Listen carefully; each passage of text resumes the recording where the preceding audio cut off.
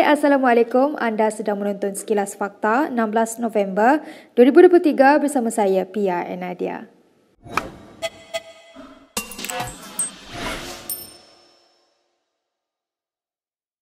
Mahkamah Tinggi menolak permohonan Bersatu memulakan tindakan undang-undang terhadap Speaker Dewan Rakyat Johari Abdul dan 4 ahli parlimen di Sabah yang mengumumkan keluar parti itu. Bersatu memohon supaya Johari mengisytiharkan kekosongan kerusi parlimen yang disandang oleh ahli parlimen Papar Armizan Muhammad Ali, ahli parlimen Batu Sapi Khairul Firdaus Akbahan, ahli parlimen Ranau Jonathan Yassin dan ahli parlimen Sipitang Mat Bali Musah. Hakim Amarjit Singh menegaskan Perlembagaan Persekutuan melarang mahkamah meneliti perkara berbangkit dalam parlimen termasuk keputusan Speaker Dewan Rakyat. 4 ahli parlimen itu memenangi kerusi berkenaan atas tiket Gabungan Rakyat Sabah GRS pada PRU 15 ketika Bersatu masih sebahagian daripada gabungan tersebut. Namun, selepas PRU 15, GRS menggugurkan Bersatu daripada gabungan itu. Sebelum ini, Naib Presiden Bersatu Ronald Kiandi dilaporkan berkata parti itu mengeluarkan notis pemberhentian kepada 4 ahli parlimen terbabit pada 21 Disember 2022. Menurut Kiandi, mereka duduk bersama blok kerajaan dalam sidang Dewan Rakyat 19 Disember tahun lalu. Bagaimanapun, Januari lalu, Johari dilaporkan berkata tiada keperluan mengosongkan 4 kerusi parlimen terbabit. Bersatu kemudian memohon perintah untuk membatalkan keputusan Johari dan memohon satu deklarasi bahawa 4 ahli parlimen itu berhenti menjadi ahli parlimen mengikut perkara 49A Perlembagaan Persekutuan. Permohonan semakan kehakiman itu difailkan oleh Kiandi dan Muhammad Suhaimi Yahya sebagai pegawai awam parti itu pada 17 April lalu.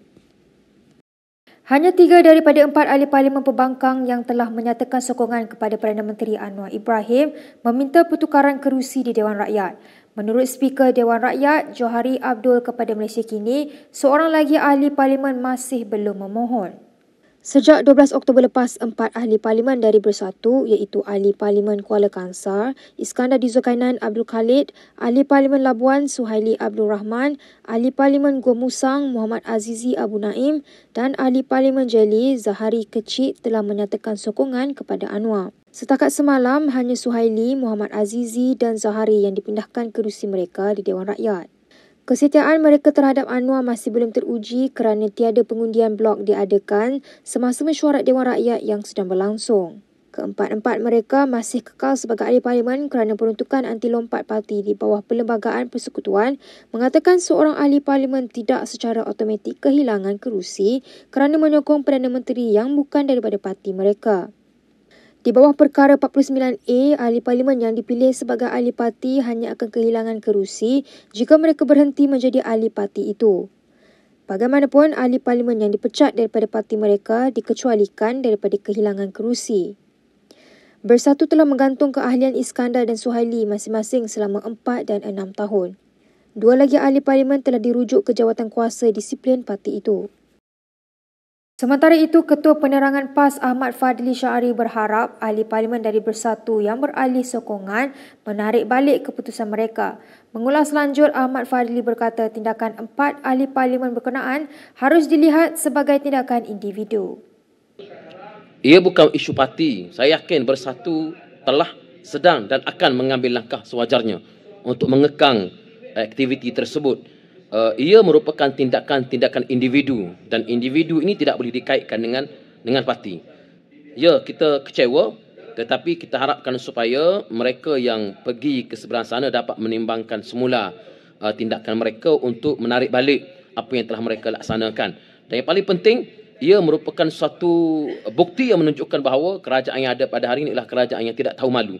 Sebab mereka sendiri menyatakan bahawa mereka menentang aktiviti rompak dan sebagainya. Sepatutnya bila 4 ahli parlimen ini menukar sokongan mereka, mereka perlu tolak sokongan ini. Kerana apa? Kerana ia bertentangan dengan prinsip yang mereka amalkan selama ini. Jadi saya melihat bahawa apa yang kerajaan lakukan pada hari ini akan memakan diri mereka. Mungkin tak lama lagi atau mungkin satu masa nanti. Sementara itu, Ahmad Fadli berkata parti itu setakat ini tidak maklum mengenai cubaan untuk menarik ahli parlimen mereka menyokong pentadbiran Anwar Ibrahim. Ahmad Fadli berkata demikian ketika diminta mengulas laporan utusan Malaysia semalam yang memetik sumber yang mendakwa seorang ahli Parlimen PAS dilihat beberapa kali memasuki bilik bank bencher di Parlimen. Dalam pada itu, seorang lagi ahli Parlimen Bersatu yang telah menyatakan sokongan kepada Perdana Menteri Anwar Ibrahim tampil menafikan dakwaan bahawa telah diugut dan ditawarkan habuan. Ahli Parlimen Jelly Zahari Kecik berkata tidak wujud broker politik seperti didakwa. Sebaliknya, apa yang dilakukan adalah demi rakyat dan penduduk Jelly. Zahari dalam satu sidang media di pusat khidmatnya berkata keputusan yang dibuat olehnya adalah keputusan sendiri tanpa diugut maupun disogok oleh mana-mana pihak. Tegasnya lagi, apa yang dilakukannya hanya untuk memberi perkhidmatan terbaik untuk penduduk Jelly dan tidak mahu rakyat di kawasannya menderita kerana tiada peruntukan. Zahari juga dilaporkan berkata peguamnya telah diarahkan meneliti bahan disiarkan di media sosial yang mengandungi pelbagai tuduhan berunsur fitnah terhadapnya. Sehubungan itu, Zahari meminta dakwaan berkenaan dihentikan atau dia akan mengheret mereka yang terus melemparkan fitnah terhadapnya ke mahkamah. Selasa lalu, Ketua Armada Bersatu Wan Faisal Wan Ahmad Kamal mendakwa terdapat dua individu yang bertanggungjawab menarik sokongan wakil rakyat Pembangkang kepada Perdana Menteri. Wan Faisal menamakan mereka sebagai Datuk Botak dan bekas setiausaha politik Anwar Farhash Wafa Salvador. Farhash bagaimanapun telah menafikan perlibatannya dan menegaskan akan membuat laporan polis serta mengambil tindakan undang-undang terhadap dakwaan tersebut. Sebelum ini, selain Zahari, 3 anggota Parlimen Bersatu lain yang menyokong Anwar ialah Ahli Parlimen Kuala Kangsar, Iskandar Zulkarnain Abdul Khalid, Ahli Parlimen Labuan Suhaili Abdul Rahman dan Ahli Parlimen Gua Musang Muhammad Azizi Abu Naim. Baik, berita seterusnya. Teresa Kok bakal memulakan tindakan undang-undang ke atas Siti Mastura Muhammad. Ekoran dakwaan dibuat pemimpin wanita PAS berkenaan baru-baru ini. Menurut Teresa Kok, dia akan menfailkan saman fitnah ke atas Siti Mastura tidak lama lagi. Pada 10 November, saya telah pun melalui peguam saya, SN Nair and Partners, telah keluarkan satu surat letter of demand kepada YB Dr. Siti Mastura berkenaan dengan kenyataan yang dibuat oleh beliau terhadap saya, YB Lim Guan Eng, Lim Kee Siang dan lain tentang kami semua ni adalah dalam satu keluarga komunis. Jadi saya minta dia untuk menarik balik kenyataan beliau. Saya bagi dia 3 hari dan saya sekarang telah sertakan yang letter of demand kepada semua dan sampai sekarang, sampai hari ini, saya masih tidak terima apa-apa surat tentang mohon maaf dan tentang kenyataan yang dibuat itu. Jadi saya pun dah arahkan yang peguam saya untuk ambil tindakan mahkamah defamation terhadap beliau. Sebenarnya yang kenyataan yang dibuat oleh YB Dr. Mastura ni sebenarnya juga berbau hasutan. Hasutan, bukan saja perkauman dan juga hasutan. Ini seditious dan kerana dia mengaitkan saya dan juga rakan-rakan DAP saya ini sebagai orang yang memprovokasi, yang menyebarkan ideologi komunisme. Dan juga ini adalah kita tahu yang ideologi komunisme ini tidak sejajar dengan sistem demokrasi negara kita. Ia juga nak beritahu orang yang kami cuba kita kata undermine, cuba merosakkan sistem demokrasi di negara kita.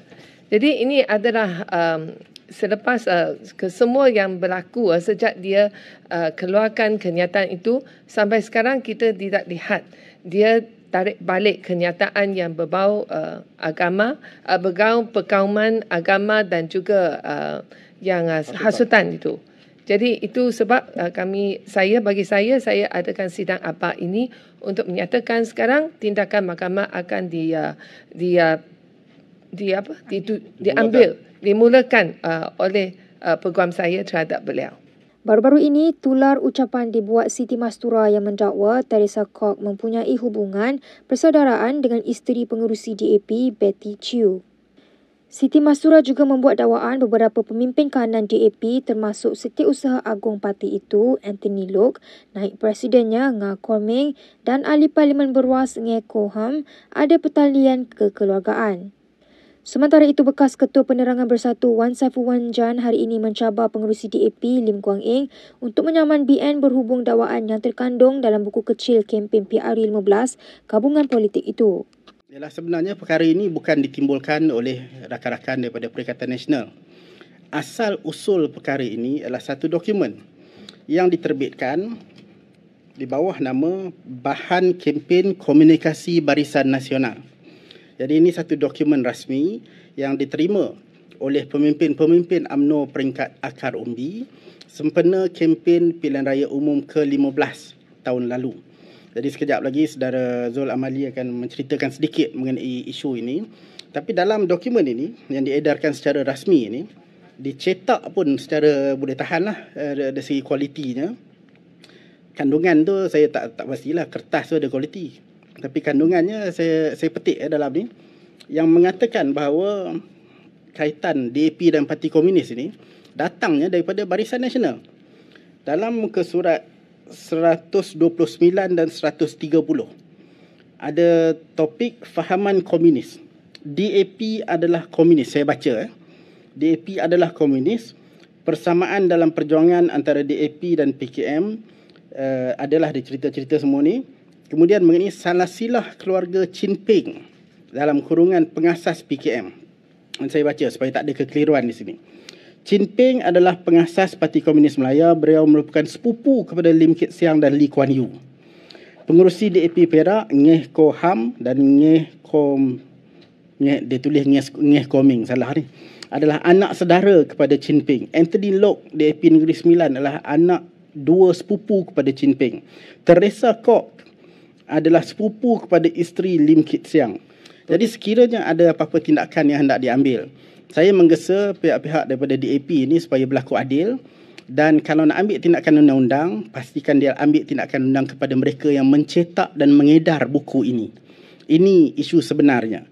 Dan saya tertunggu-tunggu juga bila Yang Berhormat Bagan Lim Guan Eng nak mengambil tindakan undang-undang terhadap UMNO dan Barisan Nasional terutamanya, atau mungkin Barisan Nasional sebab ini namanya atas nama Barisan Nasional. Bila tindakan undang-undang akan diambil ke atas Barisan Nasional, sekiranya benar-benar DAP nak membersihkan namanya. Dalam perkembangan lain, Menteri Pelancongan dan Kebudayaan Tiong King Sing menegur bekas Menteri Kesihatan Khairi Jamaluddin supaya tidak menyalahkan pihak lain atas kegagalan rang undang-undang Generasi Penamat GEG untuk diluluskan.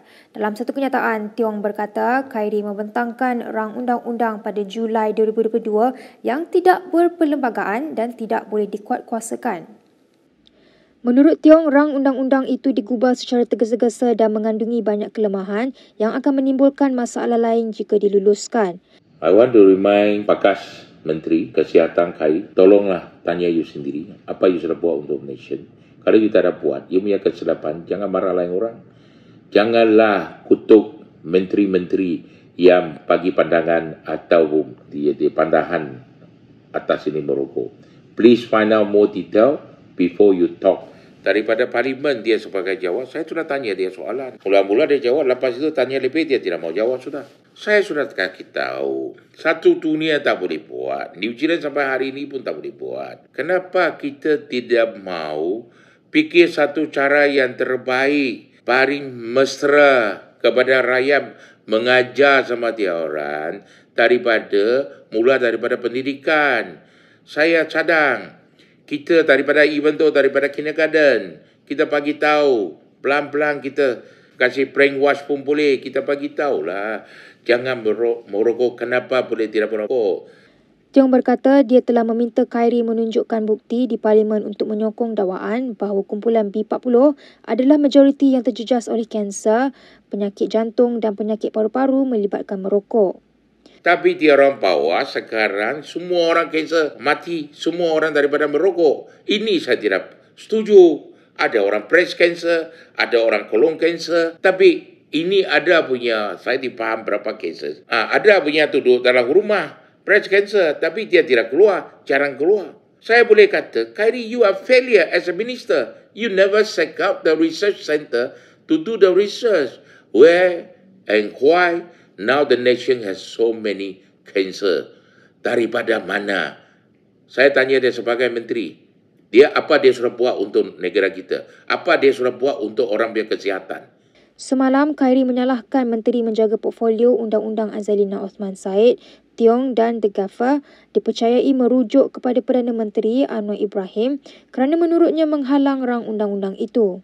Khairi membuat kenyataan itu susulan laporan Badan Pemerhati Kesihatan Kod Blue yang mendakwa rang undang-undang GEG telah digugurkan Kabinet pada Jumaat lepas.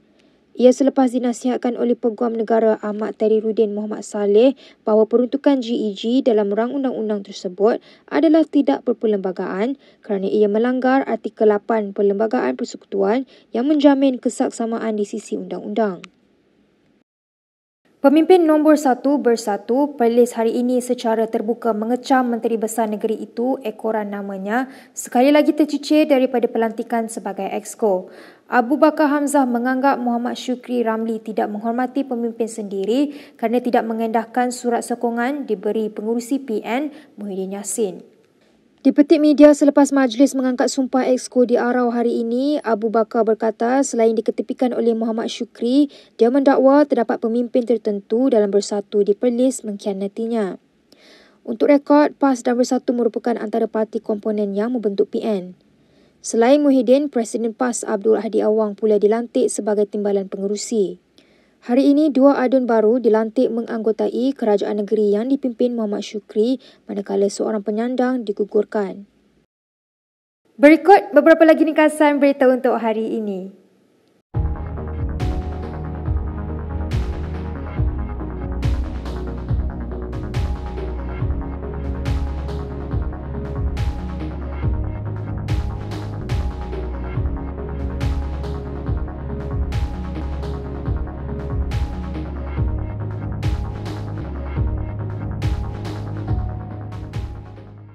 Sekian sahaja daripada saya, Pia Nadia, untuk Sekilas Fakta. Untuk lebih banyak berita, anda boleh melayari kinitv.com.